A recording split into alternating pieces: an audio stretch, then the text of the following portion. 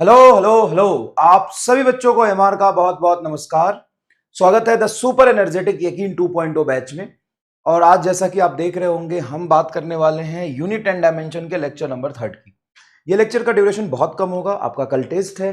Test में major portion basic math और vector का भी बहुत बढ़िया वेटेज है, मतलब 20 सवाल 22-25 सवाल वेक्टर के होंगे। और जो पढ़ाया है क्लास में बहुत प्रैक्टिस कराई है वही से होंगे, जो डीपीपी में कराया वही से सवाल होंगे सारे, ऐसा मैं गेस करता हूं। यूनिट एंड डायमेंशन में प्रिंसिपल ऑफ होमोजेनिटी तक सवाल देना था और प्रिंसिपल ऑफ होमोजेनिटी थोड़ा बच गया है, तो चलिए उसको कवर कर लेते हैं बेटा। सबसे पहले आज का गोल में मैं होमवर्क कराऊंगा और प्रिंसिपल ऑफ होमोजेनिटी कराएंगे। बहुत आसान है, आधे घंटे से ज्यादा का लेक्चर नहीं होगा प्रॉमिस, और सारे होमवर्क भी करा दूंगा, प्रिंसिपल ऑफ होमोजेनिटी भी करा दूंगा। देखिए, मैच द लिस्ट, ये मैंने होमवर्क दिया था, जेई मेन 2023 का सवाल है और नीट में भी ऐसे हर साल ऐसे सवाल आते हैं। Young modulus, coefficient of viscosity, Planck constant, work function, matrix match करना है। सबसे पहले यंग मॉडुलस को एक बार और समझिए कैसे निकाल सकते हैं। यंग मॉडुलस प्रेशर के बराबर होता है। Stress equal to gamma into strain, strain dimensionless, तो स्ट्रेस के बराबर हो गया, स्ट्रेस प्रेशर होता है। तो Young modulus is nothing but force upon area. Force होता है M L T minus two बटा एरिया एल टू। एल है, एल स्क्वायर है, एल से एल स्क्वायर काटो के नीचे एल आएगा, एल ऊपर जाएगा L minus one, M L minus one T minus two. तो ए का क्या होगा, M L minus one T minus two. पहले का तीसरा, पहले का दूसरा गलत है, पहले का तीसरा, यही आंसर आ गया। बी का एक है क्या, कोएफिशिएंट ऑफ विस्कोसिटी। तो देखो बेटा, फोर्स बराबर होता है 6 पाई ईटा आर वी टी, जिसमें से 6 पाई तुम्हारा कांस्टेंट हटा दो, मतलब 6 पाई एक नंबर है, इसका कोई डायमेंशन नहीं है। ईटा बराबर हो जाएगा एफ बटा रेडियस इंटू वेलोसिटी। एफ है M L T minus two, radius L और velocity L T minus one. एक एल से बेटा एक एल कट जाएगा, एल ऊपर जाएगा, तो M L minus one. T minus two से टी माइनस वन काटोगे टी माइनस वन। देखो ये कोएफिशिएंट ऑफ विस्कोसिटी है, तो M L minus one T minus one, M L minus one T minus one, दूसरे का पहला आ रहा है। देखो बी का पहला आ रहा है। सी प्लैंक कांस्टेंट, प्लैंक कांस्टेंट होता है ई बराबर एच एफ, तो एच आपका क्या हो जाएगा, ई बाई एफ। ई होता है बेटा energy, M L two T minus two बटा frequency T minus one. T minus one से टी माइनस टू कटेगा, T minus one, M L two T minus one, ये आ गया। तो तीसरे का दूसरा, और डी होता है एनर्जी, वर्क फंक्शन एनर्जी है, तो चौथा M L two T minus two. Match कर गया, ये दूसरा is your correct answer. Next देखिए, प्रेशर ग्रेडियंट। प्रेशर ग्रेडियंट मतलब प्रेशर अपॉन लेंथ। अभी अभी हमने प्रेशर देखा M L minus one T minus two, तो प्रेशर ग्रेडियंट में एक लेंथ और डिवाइड करोगे तो हो जाएगा M L minus two T minus two. है कोई ऐसा M L two T minus two? देखो M L minus two T minus two, पहले का तीसरा आएगा, डन है। पहले का तीसरा इसमें भी है, पहले का दूसरा गलत है, पहले का तीसरा इसमें है, पहले का दूसरा गलत। अब लास्ट वाला मैच करा लो, डी का लेटेंट हीट। लेटेंट हीट हम जानते हैं क्यू बराबर एम एल। हाँ सर, क्यू बराबर एम एल, तो एल बराबर हो जाएगा Q by M. Q is the heat, heat मतलब energy, M L two T minus two बटा M, L two T minus two, L two T minus two. D का पहला, तो डी का चौथा गलत हो गया, यहाँ पे डी का पहला सही हो गया, ये मैच कर रहा है। ये तो दोनों पहले ही गलत थे, ये गलत हो गया, मतलब ये आंसर आ गया। बी का एनर्जी डेंसिटी क्या होता है, एनर्जी डेंसिटी मतलब pressure, M L minus one T minus two. Energy density मतलब pressure, M L minus one T minus two, M L minus one T minus two. एक minute, तो energy density मतलब दूसरे का दूसरा होना चाहिए, एम माइनस वन गलत है, ये थोड़ा सा प्रिंटिंग मिस्टेक हो जाती है इतना ज़्यादा टाइपिंग में, ये गलत है बेटा। एनर्जी डेंसिटी दूसरे का दूसरा, तो एनर्जी डेंसिटी होगा M L minus one T minus two. देखो energy density M L minus one T minus two, ये आएगा, ये थोड़ा सा प्रिंटिंग मिस्टेक था। इलेक्ट्रिक फील्ड क्या होगा, इलेक्ट्रिक फील्ड एफ बराबर क्यू ई, तो ई बराबर एफ बाई क्यू। फोर्स होता है M L T minus two, yes, M L T minus two, और चार्ज हो जाएगा ए इंटू टी, तो टी ऊपर जाएगा तो T minus three, M L T minus three A minus one, M L T minus three A minus one, चौथा electric field C का चौथा, एकदम सही है, देखो मैच कर गया। चलिए नेक्स्ट देखते हैं, एंगुलर मोमेंटम। एंगुलर मोमेंटम होता है linear momentum into R. Linear momentum हम पहले से पढ़ चुके हैं, लीनियर मोमेंटम होगा M L T minus one mass into velocity, और एक लेंथ से मल्टीप्लाई कर दोगे, ये M L two T minus one, और प्लैंक कॉन्स्टेंट भी यही आया था, M L two T minus one, M L two T minus one, M L two T minus one. A का तीसरा, सिर्फ यही आंसर बन रहा। देखो मैट्रिक्स मैच के फायदे भी होते हैं, हमें भले ही 4 डायमेंशन बताना है, लेकिन उसमें से कोई भी एक बता दिया तो सीधा आंसर आ गया। टॉर्क, टॉर्क होता है आर क्रॉस एफ, एनर्जी के बराबर, M L two T minus two. तो ml2 t-2 ml2 t-2 पहला। तो क्या बी का पहला है? देखो बी का पहला, वहां देखो बी का पहला है, बी का पहला है। स्ट्रेस मतलब फोर्स अपॉन एरिया, फोर्स होता है ml-2 होगा, ये होगा स्ट्रेस होगा ml -1 t-2 ml-1 t-2 ml-1 t-2 चौथा, देखो सी का चौथा है। प्रेशर ग्रेडियंट ml-2 t-2 दूसरा, देखो दूसरा है, दूसरे का दूसरा आ गया। टॉर्क तो होता है एनर्जी के बराबर ml2 t-2। अच्छा, टॉर्क होता है r क्रॉस f, तो इसका यूनिट पूछा है, डायमेंशन नहीं पूछा, तो न्यूटन मीटर हो जाएगा। देखो न्यूटन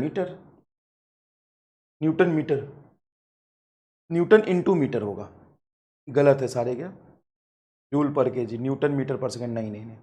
फोर्स हो जाएगा तुम्हारा न्यूटन पर मीटर, लैटेंट हीट हो जाएगा Q बराबर ml, जूल पर केजी, लैटेंट हीट क्या हो जाएगा, ये एनर्जी है, जूल पर केजी, और पावर हो जाता है तुम्हारा वॉट मतलब power energy by time, joule पर सेकेंड, वॉट को बोल सकते हैं जूल पर second, what into second energy बन जाता है। अब आराम से देखिए, स्ट्रेस न्यूटन पर मीटर, तो न्यूटन पर मीटर, ई का तीसरा आ रहा है, सीधा देखो ई का तीसरा न्यूटन पर मीटर। स्ट्रेस होता है फोर्स अपॉन एरिया होता है ना यार, सॉरी एरिया, मीटर स्क्वायर, ये आएगा force upon area metre square, newton पर मीटर स्क्वायर। बी का चौथा आएगा, बी का चौथा किसमें, बी का दूसरा गलत, बी का चौथा सही, बी का पहला गलत, बी का तीसरा गलत, बी का चौथा है। ए का तीसरा दिया हुआ है, ए का तीसरा से तीसरा। टॉर्क होता है न्यूटन इंटू मीटर, -1 लगाने की जरूरत यहाँ पे नहीं है, गलत मिस प्रिंट है ये भाई, दूसरे का चौथा होगा तो फिक्स है ना। हाँ सर। अच्छा, लैटेंट हीट हो जाएगा जूल पर केजी, तो देखो ना जूल पर केजी, सी का दूसरा आना चाहिए, सी का दूसरा इसमें मैच हो गया, ये मैच कर गया, ये एकदम मैच कर गया। डी क्या है, पावर जूल पर सेकेंड, तो जूल पर सेकेंड, और जूल एनर्जी को लिख सकते हैं न्यूटन इंटू मीटर पर सेकेंड, तो पहला आएगा डी का पहला। जब ये तीनों मर्ज हो गया, तीनों एकदम मैच हो गया, तो ये भी मैच होना ही चाहिए। ए का थर्ड टॉर्क होता है न्यूटन इंटू मीटर, ये गलती से थोड़ा यहाँ प्रिंटिंग मिस्टेक हो गया है, एक दो में टाइपिंग में थोड़ी गलती है। डायमेंशनलेस फिजिकल क्वांटिटी, जैसा कि हमने पढ़ा था, angle is unitless and dimensionless, दोनों नहीं होते एंगल, नहीं, एंगल हैव यूनिट, एंगल और सॉलिड एंगल स्पेशल होता है, angle and solid angle special है। पर कैसे स्पेशल है उसकी फील दिलाता हूं।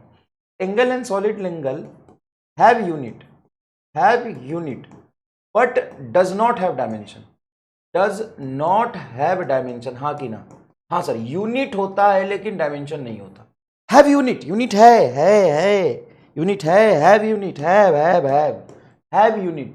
But does not have dimension, unit है लेकिन डायमेंशन नहीं है, ठीक है सर। अब स्ट्रेन की बात करते हैं, तो ये यूनिट एंड डायमेंशनलेस दोनों हैं। स्ट्रेन इज यूनिटलेस, इसकी यूनिट कहां आती, स्ट्रेन होता है change in length by length से लेंथ, मीटर से मीटर कट जाएगा, यूनिटलेस एंड डायमेंशनलेस। बाकी सब जितने भी हैं अगर उनका डायमेंशन नहीं है तो यूनिट में नहीं होगा, लेकिन इसमें डायमेंशन नहीं है लेकिन यूनिट होता है। चलिए, तो angle dimensionless yes, solid angle dimensionless, strain dimensionless. Poisson ratio, ये रेशियो है नंबर का, डायमेंशनलेस। रिफ्रैक्टिव इंडेक्स आपको बताया था, dimensionless. Any trigonometric formula is dimensionless. Sir theta dimensionless होगा ना, थीटा तो डायमेंशनलेस होगा ही, साइन थीटा भी तो डायमेंशनलेस होगा, क्योंकि परपेंडिकुलर अपॉन हाइपोटेनिस होता है। परपेंडिकुलर क्या है, लेंथ, हाइपोटेनिस क्या है, लेंथ, तो लेंथ बाई लेंथ तो डायमेंशनलेस ही आएगा चाचा। तो इसमें गौर करने वाली बात है, पूरा साइन थीटा डायमेंशनलेस होता है, और साइन के अंदर जो एंगल है ये भी डायमेंशनलेस होता है। वाह। सिमिलरली कॉस टैन सारे। एक्सपोनेंशियल फंक्शन, देखो एक तो नहीं लिखा है यहाँ पे, ठीक है। Power of pure number is dimensionless, pure number जैसे 2 है, तो 2 का पावर कुछ भी लिखूंगा ना मैं तो डायमेंशनलेस ही आएगा। 2 के ऊपर में क्या डायमेंशन रखोगे, 2 के ऊपर लेंथ रखोगे, मीटर रखोगे, न्यूटन रखोगे, केजी रखोगे। तो 2 के पावर अगर मैंने कुछ x लिखा है तो ये पूरा का पूरा 2 का पावर x तो डायमेंशनलेस होगा ही होगा, इसके साथ साथ ये x भी डायमेंशनलेस होगा।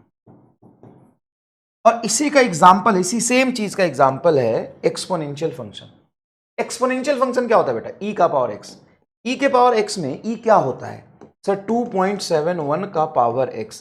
तो पूरा डायमेंशन लेस हो गया क्योंकि प्योर नंबर तो है e एक्सपोनेंशियल, तो डायमेंशन लेस हो गया। और आपका x भी डायमेंशन लेस होगा, x भी आपका क्या होगा? डायमेंशन लेस होगा। रिलेटिव परमिटिविटी, हाँ रिलेटिव परमिटिविटी सालर R, relative permeability dimension less होता है, डायमेंशन लेस होता है। Relative permittivity, relative permeability, relative permeability, relative density, relative density sir ये बता दिया था आपने, दोबारा बता देता हूं। Efficiency, efficiency is dimensionless. Efficiency क्या होता है? आउटपुट बाय इनपुट, रेशियो, किसी भी चीज का ratio, pure number, specific gravity is dimensionless. Pure number है वो डायमेंशनलेस होगा। स्पेसिफिक ग्रेविटी रिलेटिव डेंसिटी को कहते हैं, ठीक है ना। अब यहाँ पे सवाल आता है रिलेटिव वेलोसिटी डायमेंशनलेस है कि नहीं?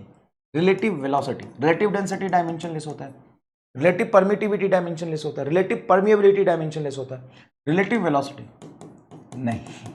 Relative velocity V A V तो आप लिखते हो V A minus V V, अरे हाँ तो वेलोसिटी में से वेलोसिटी जाएगा तो वेलोसिटी बचेगा।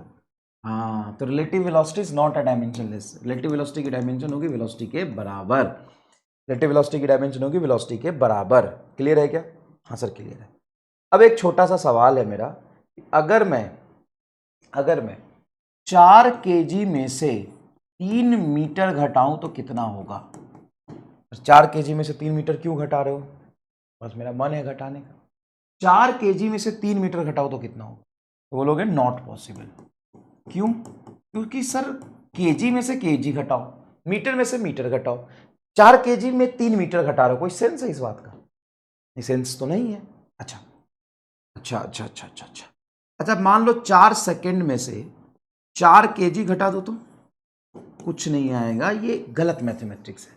तो कहना क्या चाहते हो कि जब भी हम ऐड या सब्ट्रैक्ट करते हैं या कंपेयर करते हैं तो सेम डायमेंशन वाली क्वांटिटी को ही कर सकते हैं। जैसे मैं ये कह सकता हूं क्या, 4 kg बड़ा मास है 2 मीटर से। अभी 4 kg मास को रिप्रेजेंट कर रहा है, 2 मीटर लेंथ को रिप्रेजेंट कर रहा है, कहां मास कहां लेंथ? कोई सेंस है इस बात का? बताओ कोई सेंस है इस बात का? सेंसलेस बात है यहां। हाँ अगर तुम कहते हो कि 4 kg 2 kg से बड़ा है तो सही है, बहुत आसान बात है कि नहीं है? सर बात तो एकदम इजी लग रही है ये। अच्छा एक मिनट रुको, अगर मैं तुमसे कहूं कि alpha is greater than beta दिया हुआ है, बीटा की वैल्यू ज्यादा है, that means alpha and beta have same dimension. Sir कैसे कह सकते हो कि डायमेंशन सेम होगा? अलग भी तो हो सकता है। अलग होगा तो मतलब केजी को मीटर से कंपेयर करो। अगर तूने कंपेयर किया तो पक्की बात है सेम डायमेंशन होगा तभी तो कंपेयर कर सकते हो। देखो सेम नहीं था कंपेयर नहीं कर सकते, सेम है तो कंपेयर कर सकते। 4 kg ज्यादा होगा 2 kg से। इसी को कहते हैं प्रिंसिपल ऑफ होमोजेनिटी, जो आपने पढ़ा। क्या ये है? Principle of homogeneity. Dimension of each term of a dimensional equation on both side should be same. कोई भी डायमेंशनल इक्वेशन बनाते हैं तो उसके दोनों तरफ जो क्वांटिटी होंगे उसके डायमेंशन सेम होंगे। या दूसरी भाषा में यहां पे लिखा है बी कैन ऐड सब्ट्रैक्ट और compare a physical quantity which have same dimension. हम जब किसी इक्वेशन को ऐड सब्ट्रैक्ट और कंपेयर करते हैं तो सबका डायमेंशन क्या होना चाहिए? सेम होना चाहिए। जैसे अल्फा बराबर beta plus gamma minus delta, ये मैंने कोई इक्वेशन लिखी है तो इसका एक हमारा स्टार मैं बताता हूं, मतलब कंसेप्ट ही है लेकिन मैं फील से बताता हूं। प्रिंसिपल ऑफ होमोजेनिटी कहता है कि कहीं पे भी अगर प्लस माइनस है तो प्लस माइनस वही दो क्वांटिटी के बीच में आएगा जिसकी डायमेंशन सेम होगी। प्लस माइनस उन्हीं दो क्वांटिटी के बीच में आएगा जिसकी डायमेंशन सेम होगी। तो कहीं भी डायमेंशन एनालिसिस आपको करना है इक्वेशन में तो प्लस माइनस हटा को सबको बराबर रख दो। मतलब अल्फा बराबर बीटा बराबर गामा बराबर डेल्टा। सर माइनस था डेल्टा, डायमेंशनली ये कह रहा हूं मैं, नली डायमेंशनली। बीटा प्लस गामा किया है तो पक्का है कि 4 kg प्लस 3 मीटर तो करेगा नहीं। अगर दो को ऐड किया है तो उन दोनों का डायमेंशन सेम होगा, सब्ट्रैक्ट किया डायमेंशन सेम होगा, इक्वल किया डायमेंशन सेम होगा। तो प्रिंसिपल ऑफ होमोजेनिटी का एमआर स्टार कहता है, प्रिंसिपल ऑफ होमोजेनिटी का एमआर स्टार कहता है कि डायमेंशन एनालिसिस अगर करना है आपको, डायमेंशन एनालिसिस करना है तो डायमेंशनली प्लस माइनस इक्वल का कोई भेदभाव नहीं होता, प्लस माइनस इक्वल सब हटा के बराबर रख दो, सबको बराबर रख दो, खत्म। यही है प्रिंसिपल ऑफ होमोजेनिटी। अगर सेम डायमेंशन नहीं हो तो आप ऐड नहीं कर सकते। डिवाइड, तो डिवाइड तो आप सेम डायरेक्शन डायमेंशन या डिफरेंट डायमेंशन किसी को भी कर सकते हो।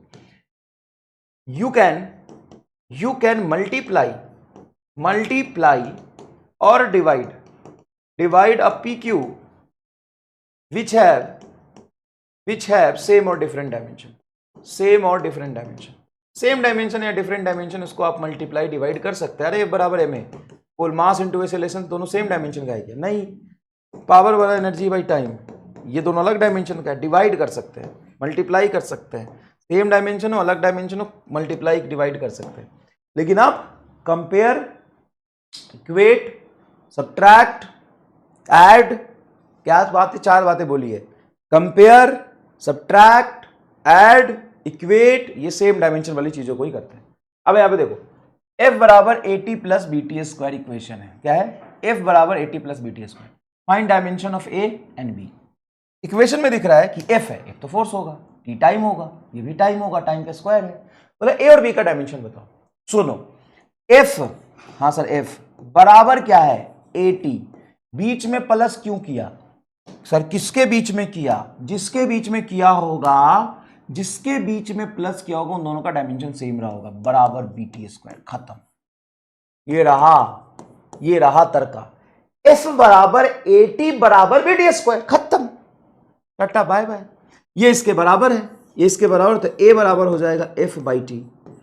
हाँ, A बराबर हो जाएगा F बाई टी। F है ml T-2 बटा 1 टाइम T। T ऊपर काट नहीं सकते ना, ये T1 है, T-2 है, तो T ऊपर जाएगा तो T-1 और T-2 तो T-3, ml T-3 is answer, खत्म।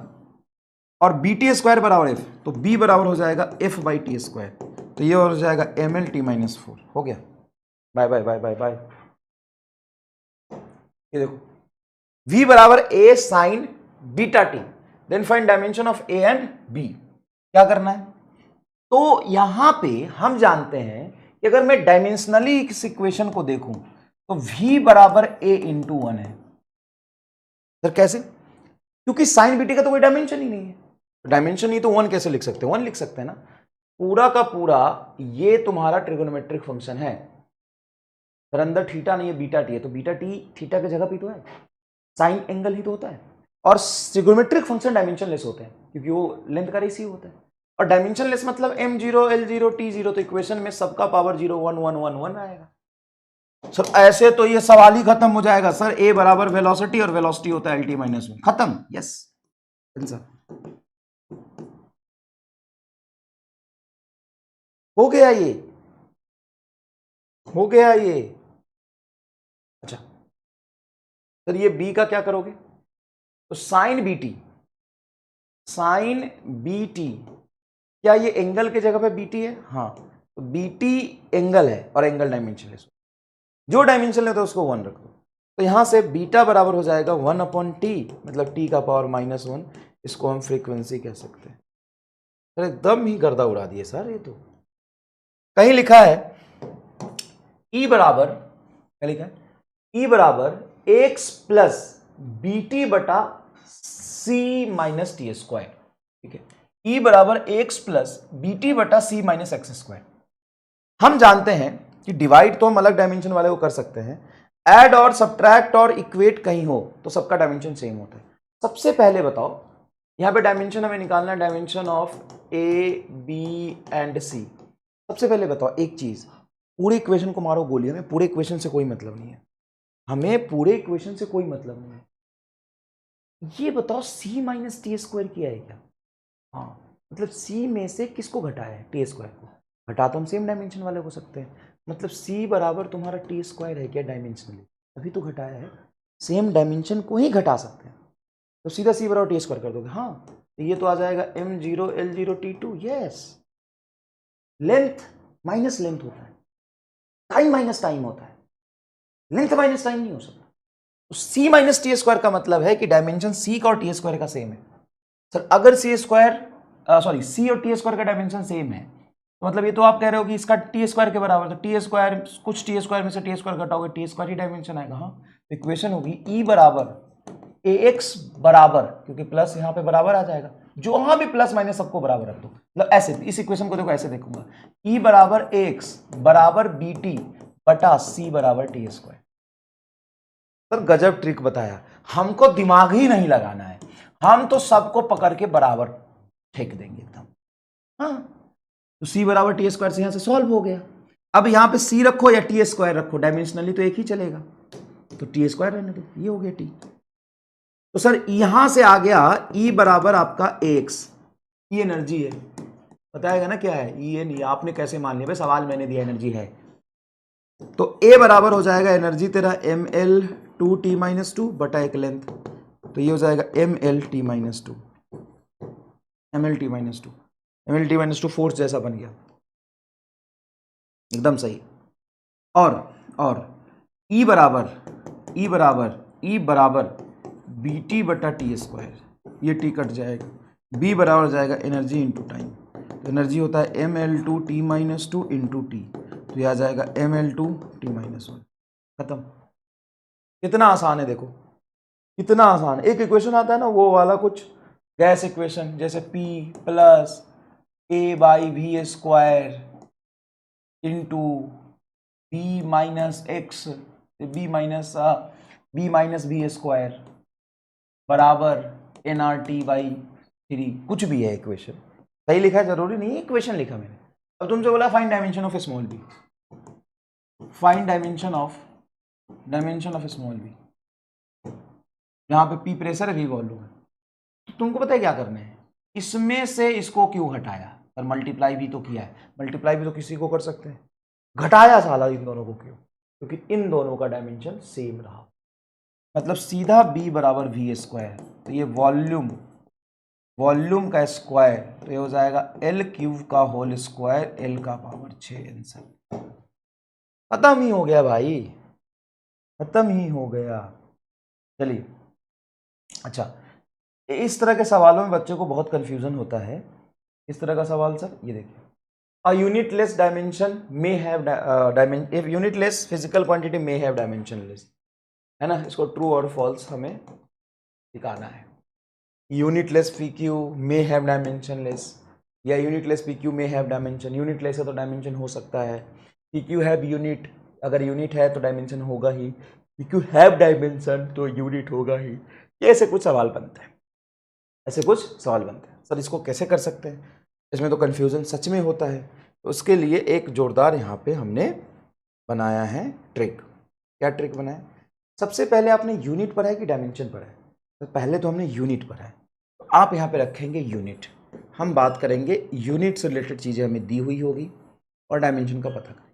यहाँ पे हम रखते हैं डायमेंशन, तो ऊपर नीचे रखने का कोई विशेष तात्पर्य, हाँ, ऊपर नीचे रखने का एक बहुत ही लॉजिक है कि सबसे पहले जैसे हम घर बनाते हो, तो घर बनाओगे तो सबसे पहले तुम फर्स्ट फ्लोर ग्राउंड फ्लोर बनाओगे कि फर्स्ट सेकंड बनाओगे, सर फर्स्ट फ्लोर कहाँ बनाएंगे, ग्राउंड पर ही तो बनाएंगे, तो नीचे वाला फाउंडेशन जरूरी है, तो पहले हम ग्राउंड फ्लोर बनाते हैं, फिर फर्स्ट फ्लोर बनाते हैं, फिर सेकंड फ्लोर बनाते हैं, हाँ सर बना। उसी तरीके से जब भी फिजिकल क्वांटिटी बनता है तो फिजिकल क्वांटिटी का सबसे पहले आता है यूनिट।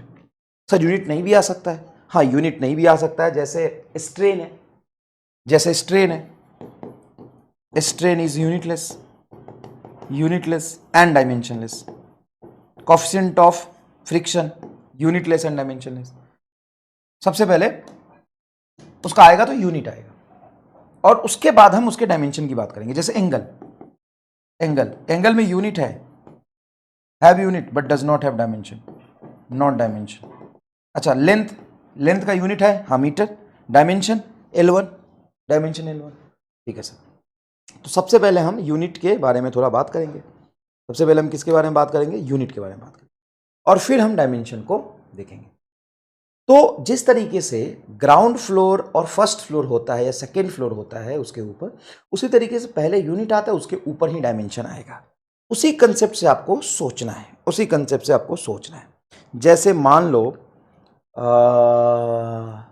तुम्हारा कोई दोस्त खो गया, अब तुमने उसका घर नहीं देखा हुआ था, तुम मेरे पास आए कि सर पिंकी का घर कहाँ है, मिल नहीं रही है बहुत दिन से, लगता है उसके घर वालों ने उसको बहुत मारा है, तो सर कहाँ है पिंकी, घर देखे हो? अब तुम मेरे से आए पूछने कि सर पिंकी का घर देखे हो कहाँ है, बहुत दिन से मिल नहीं रही है, बहुत दिन से मिल नहीं रही है, घर वाले उसको कूटे हैं लगता है, छुपा के रखे हैं, कहाँ है सर? तो मैंने बोला कि पिंकी का घर मैं एग्जैक्ट तो नहीं बता सकता, नहीं तो मैं फंस जाऊंगा। हाँ, इतना बता सकता हूँ कि पिंकी का घर वही है जहाँ सेकेंड फ्लोर है, जहाँ सेकेंड फ्लोर है वही पिंकी का घर है। तो मैंने तुम्हें क्या बताया? सेकेंड फ्लोर पे ही पिंकी का घर है। मैंने तुम्हें ये बताया, ध्यान से सुनो, मैंने तुम्हें क्या बताया, ध्यान सुनो।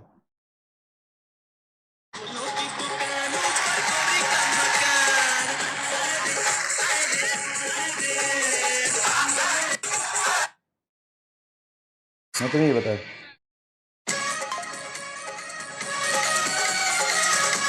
ये बताया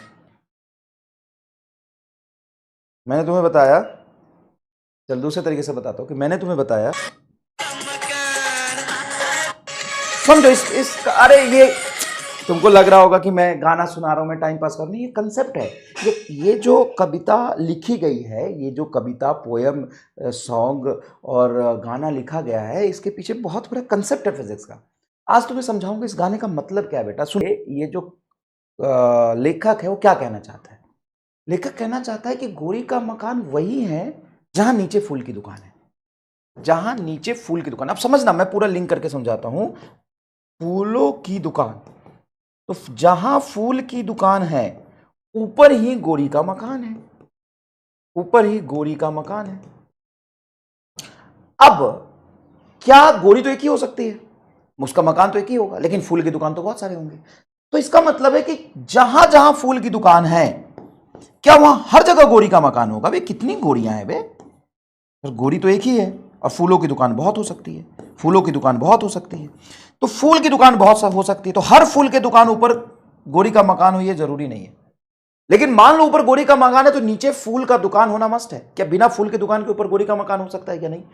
कभी गायक और लेखक कहता है कि नीचे फूलों की दुकान ऊपर गोरी का मकान, मतलब जहां फूल की दुकान है कहीं ना कहीं उसी के ऊपर गोरी का मकान है।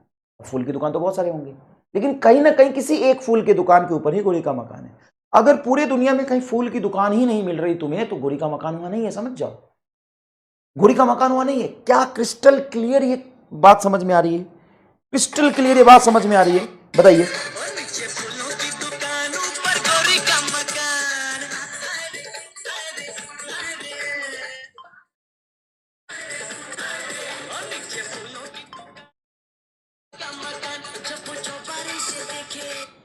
समझिए इस बात को।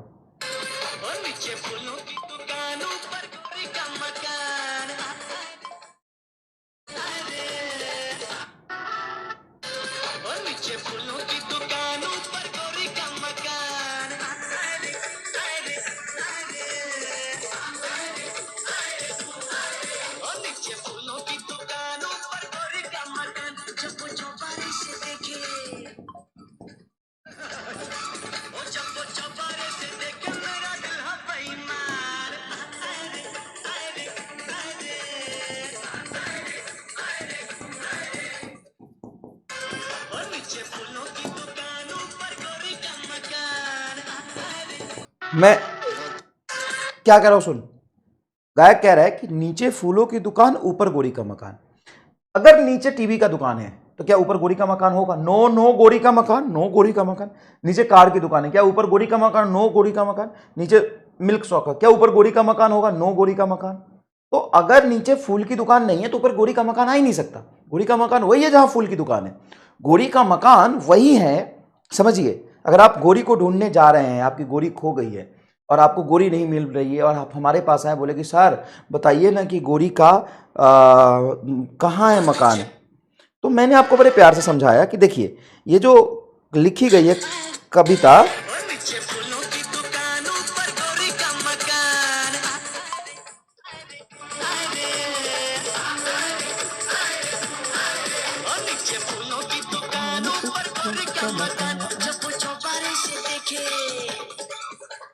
देखिए तो नीचे अगर फूल की दुकान है, नीचे अगर फूल की दुकान है तो ऊपर गोरी का मकान होगा ही क्या? नीचे अगर फूल की दुकान है तो ऊपर गोरी का मकान होगा ही क्या? सर फूल की दुकान तो बहुत सारी हो सकती है। फूल की दुकान बहुत सारी हो सकती है, फूल की दुकान बहुत बहुत बहुत सारी हो सकती है, सबके ऊपर गोरी का मकान हो यह जरूरी नहीं है, ठीक है सर। लेकिन अगर नीचे फूल की दुकान नहीं है तो ऊपर गोरी का मकान नहीं होगा। अगर नीचे फूल की दुकान नहीं है तो ऊपर गोरी का मकान बिल्कुल नहीं होगा। नीचे अगर फूल की दुकान है तो किसी एक के ऊपर गोरी का मकान हो सकता है। अच्छा मान लो ऊपर गोरी का मकान नहीं है, ऊपर गोरी का मकान नहीं है तो नीचे फूल की दुकान होगी कि नहीं होगी? तो गोरी का मकान तो ये भी नहीं, नीचे फूल की दुकान है, देखो है, हो भी सकती नहीं भी हो सकती। अच्छा ऊपर गोरी का मकान है, पक्का चल गया नीचे फूल की दुकान तो होगी ही होगी। तो आपका जो यूनिट है ना वो फूलों की दुकान है, फूल की दुकान, और ये आपका गोरी का मकान। अब सोचो, अब PQ does not have unit, ऐसे सोचो PQ does not have unit, unit नहीं है, यूनिट नहीं है, नीचे में फूल की दुकान ही नहीं है, फूलों की दुकान, यूनिट मतलब फूलों की दुकान। Physical quantity does not have फूलों की दुकान, तो नो गोरी का मकान, must not have dimension, must be dimensionless, must be dimensionless, dimensionless, इसके करस्पॉन्डिंग ये आंसर आएगा। मस्ट बी डायमेंशनलेस, डायमेंशन हो ही नहीं सकता क्योंकि नीचे है ही नहीं। PQ does not have unit, PQ have unit, नीचे यूनिट है मतलब फूलों की दुकान है, तो ऊपर मे और मे नॉट बी डायमेंशन, मे और मे नॉट बी डायमेंशन। बताओ, थोड़ा समय लगा के समझाया, क्या यह हमेशा अनंत काल के लिए क्या याद हो गया? क्या ये ऊपर में इसका आंसर है, ये सवाल है, ये आंसर है। अच्छा ये देखो, PQ does not have dimension मतलब डायमेंशन नहीं है, ऊपर फूलों की दुकान, गोरी का मकान नहीं है, गोरी का मकान नहीं है तो फूल की दुकान नीचे होगा कि नहीं होगा? हो भी सकता है, बहुत सारे फूल की दुकान होंगे। तो may have unit, may have unit और unitless, unitless. PQ does not have dimension, dimension नहीं है तो यूनिट कहाँ से आ जाएगा सर? Angle, solid angle. बताओ, डायमेंशन नहीं है लेकिन यूनिट है। अच्छा PQ हैव डायमेंशन मतलब गोरी का मकान है, भाई साहब गोरी का मकान मिल गया तो नीचे फूल की दुकान होगी। Must have dimension, must have dimension, बोलो अब करो, ऐसे ही पढ़ के करना। देखो देख कहाँ गया ये सवाल, देखो ये सवाल देखो, PR यूनिटलेस मतलब फूलों की दुकान नहीं है, यूनिटलेस नीचे होता है यूनिट, फूलों की दुकान नहीं है तो ऊपर गोरी का मकान हो ही नहीं सकता, यूनिटलेस है। तो मे हैव डायमेंशन रॉन्ग है, जब यूनिट ही नहीं तो डायमेंशन कहां से लाओगे? नीचे फूल की दुकान है ही नहीं, ऊपर गोरी का मकान कहां से है? PQ हैव यूनिट, नीचे फूल की दुकान है तो must have dimension. Oh false, कैसे आएगा यार? नीचे अगर फूल की दुकान है तो ऊपर गोरी का मकान होगा ही होगा। कितनी गोरियां रे, गोरी तो एक है, फूल की दुकान अनेक है। PQ हैव डायमेंशन मतलब गोरी का मकान है तो नीचे फूल का दुकान होगा। Must have unit, true, must have unit बिल्कुल। अब PQ इज डायमेंशनलेस, ऊपर गोरी का मकान नहीं है। मे हैव यूनिट, ट्रू, ऊपर गोरी का मकान नहीं है तो नीचे फूल की दुकान हो सकती है। सारे फूल के दुकान के ऊपर ही गोरी का मकान है, सारे फूल की दुकान के ऊपर गोरी का मकान हो ये जरूरी थोड़ी ना यार। बताओ, मजा आया? तो बहुत चमका दिया, अगले दिन और करा दूंगा थोड़ा। अच्छा, इक्वेशन होते हैं कि डायमेंशनली करेक्ट और फिजिकली करेक्ट। अगर कोई डायमेंशनली करेक्ट है तो क्या वो फिजिकली करेक्ट होगा ही? अगर कोई फिजिकली करेक्ट है तो डायमेंशनली करेक्ट होगा ही। अगर फिजिकली रॉन्ग है तो डायमेंशनली क्या होगा? और अगर डायमेंशनली रॉन्ग है तो फिजिकली क्या होगा? वही डायमेंशनली बेसिक चीज होता है, मतलब डायमेंशन से इक्वेशन हम जो देखते हैं वो बेसिक है। डायमेंशनली, डायमेंशनली ये है तुम्हारा फूलों की दुकान, ये तो मस्ट है, अगर ये होगा तभी ऊपर सोचेंगे, ये नहीं है तो ऊपर हम सोच ही नहीं सकते, मतलब ये है तो ऊपर हो सकता है। और physically correct equation, physically correct equation, correct equation, physically correct equation तुम्हारा गोरी का मकान। अब ये कह रहा PQ is dimensionally wrong, equation, PQ नहीं इक्वेशन, PQ की बात हो रही है, इक्वेशन की बात हो रही है। Equation is dimensionally wrong, equation dimensionally wrong है, नीचे फूल की दुकान ही नहीं है तो must be physically wrong, must be physically wrong, physically wrong. मैं दिखा देता हूं रॉन्ग, ये होगा इसका आंसर, ये होगा इसका आंसर, ये क्वेश्चन ये इसका आंसर। जैसे काइनेटिक एनर्जी बराबर हाफ m² भी, क्या ये सही है? पर काइनेटिक एनर्जी तो काइनेटिक एनर्जी का जो डायमेंशन होता है वो तो आता है mL2T-2, यही तो आता है। और यहाँ पे क्या आएगा? मास का स्क्वायर मतलब m2, ये तो डायमेंशन लेस है, मास का स्क्वायर और सिंपल वेलोसिटी LT-1, क्या ये Ml2T-2 इससे मैच कर रहा है? नहीं, तो डायमेंशनली रॉन्ग है, तो फिजिकली तो रॉन्ग ही हुआ। डायमेंशनली अगर गलत है तो फिजिकली तो पक्का गलत होगा। अच्छा, PQ is dimensionally correct, PQ is dimensionally correct, PQ dimensionally सही है। इक्वेशन नॉट PQ, इक्वेशन की बात होगी यहाँ पे, इक्वेशन था ना, इक्वेशन इज डायमेंशनली करेक्ट। मतलब नीचे फूल की दुकान है, ऊपर गोरी का मकान, may not be physically correct. नीचे अगर फूलों की दुकान है, ऊपर गोरी का मकान हो ही जाए जरूरी नहीं है। सर कैसे? मैं बताता हूं। काइनेटिक एनर्जी बराबर 3/2 MB²। यह डायमेंशनली सही है? यस, डायमेंशनली सही है। देखो MB² डायमेंशन आ जाएगा, 3/2 डायमेंशन। ये डायमेंशनली सही है लेकिन फिजिकली रॉन्ग है, क्योंकि काइनेटिक एनर्जी में फिजिकली हाफ MB² होता है, 3/2 थोड़ी ना आता है कांस्टेंट। और ये सर सही कह रहे हो, तो डायमेंशनली सही है तो फिजिकली हमेशा सही हो ये जरूरी नहीं है। अच्छा, PQ is physically correct then dimensionally must be correct, must be correct. Correct, ये तुम्हारा क्वेश्चन है, इसका ये आंसर है, ये याद रखना है, इस क्वेश्चन के करस्पॉन्डिंग ये आंसर है। अब PQ is physically correct, physically correct मतलब अरे भाई गोरी है तो नीचे फूल की दुकान तो होगी, फिजिकली कोई करेक्ट इक्वेशन है तो डायमेंशनली कभी गलत हो ही नहीं सकता। अच्छा, PQ is physically incorrect, physically गलत है, देन डायमेंशनली देखो ये फिजिकली गलत है, डायमेंशनली सही था। ऊपर गोरी नहीं है तो हो सकता है नीचे फूल की दुकान हो, may be dimensionally correct, may be dimensionally correct. ठीक है, एरो से पता चल रहा है ये क्वेश्चन है, ऊपर आंसर है, ये क्वेश्चन ऊपर आंसर, ऊपर क्वेश्चन है नीचे आंसर, ऊपर क्वेश्चन है नीचे आंसर है। बताओ पूरी मजे आ गए कि नहीं आ गए? चलो कल इसको रिवाइज करा के इस पर और क्वेश्चन करा दूंगा। धन्यवाद। बोला तो आधे घंटे का ना, 37 मिनट हो गए, कोई बात नहीं, आधे घंटे में हो गया।